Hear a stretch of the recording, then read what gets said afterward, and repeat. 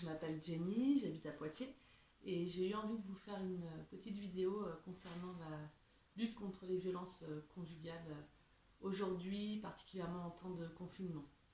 Donc 10 jours après le début du confinement, Christophe Castaner a annoncé qu'il y avait déjà eu une augmentation de 30% des violences faites aux femmes. Et là, hier, Marlène Schiappa a annoncé une multiplication par 5 des signalements sur la plateforme du gouvernement. Donc j'ai eu envie de faire un petit récapitulatif de ce qu'il était possible de faire si vous êtes victime de violences familiales, si vous êtes témoin ou toute autre situation. Donc en ce qui concerne la Vienne, donc le CIDFFF, donc le Centre d'information sur les droits des femmes et des familles, a toujours son numéro de téléphone en place. Donc vous pouvez laisser un message tous les jours au 05 49 88 04 41. Toutes les informations que je vous donne là, vous les aurez en commentaire de ce post sur Facebook et aussi en commentaire de la vidéo sur le site du NPA qui va reprendre la vidéo. Pour tout ce qui concerne l'hébergement d'urgence, c'est toujours le 115 qu'il faut contacter. En cas d'urgence, ça reste la police, la gendarmerie au 15 ou les pompiers au 18.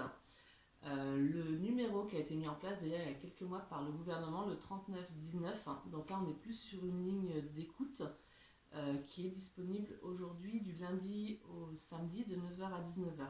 Donc vous pouvez les joindre, mais par contre il n'y aura pas de réaction d'office de la police ou autre. Ça reste un numéro plus pour échanger, pour se faire aider, mais on ne va pas être dans une intervention immédiate des forces de l'ordre par exemple.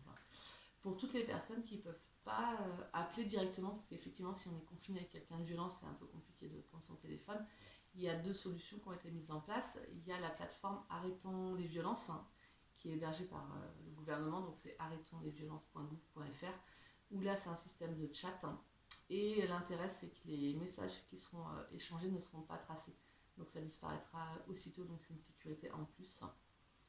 Je voulais aussi vous parler du numéro SMS 114. Donc à l'origine c'était plutôt un numéro pour les personnes sourdes et malentendantes, mais ça a été en fait ouvert aujourd'hui à toute personne et ça permet d'envoyer un SMS pour alerter facilement.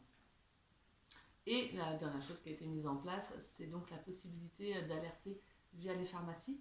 Donc vous pouvez y aller, vous, victime ou témoin, en demandant un masque 19 et en fait la pharmacie se chargera de faire le relais auprès d'une association ou auprès de la police.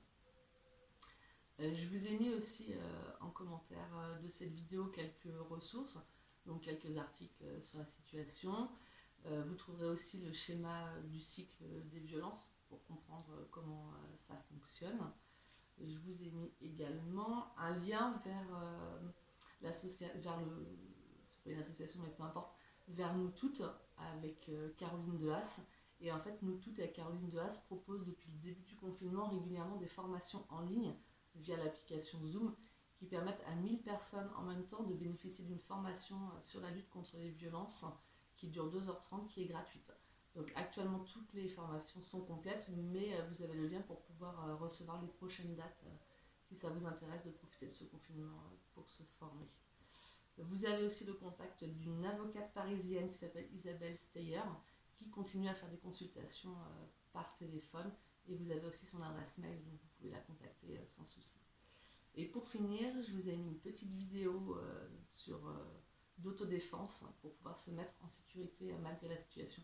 C'est une petite vidéo qui dure 5 minutes et qui est plutôt bien faite avec des conseils assez pratiques. Et pour finir, ce que Nous Toutes dit, c'est fuir n'est pas interdit.